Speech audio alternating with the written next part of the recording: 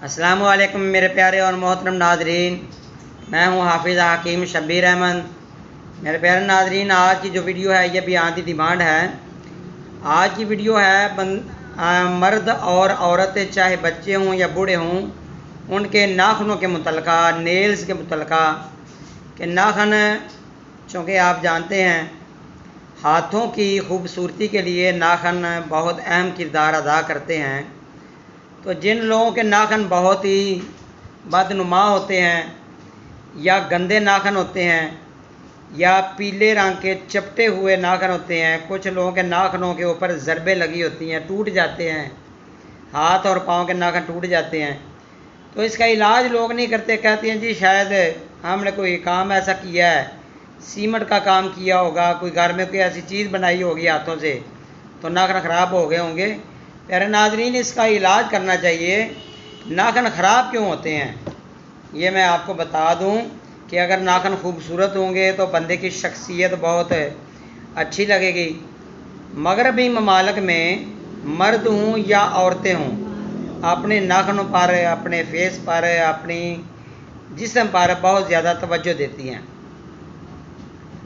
तो प्यारे नाजरीन, ये होता है जब जिस्म में कैल्शियम पूरी तरह जिस्म को मुहैया नहीं होता, कैल्शियम की कमी, खून की कमी, जिगर की गर्मी, जिगर का स्वेल कर जाना, या जिन लोगों को चंबल, दाद या इसके अलावा खारिश का कोई प्रॉब्लम होता है तो उनके नाखूनों के जो बैक गोश्त होता है वो स्वेल कर जाता है, रेड हो जाता है। और इसके अलावा विटामिन ए की कमी, कैल्शियम की कमी से भी नाखून बदनुमा और टूटना शुरू हो जाते हैं। तो इसका इलाज प्यारे नाजरीन खाने के लिए भी और लगाने के लिए भी दोनों में आपको दूंगा। इंशाअल्लाह ताला आपको फ़ायदा होगा। अगर नाखून कुछ लोगों के नाखून बहुत बारीक, कागज़ जैसे बारीक हो जाते हैं और खुरदरे भी होते हैं।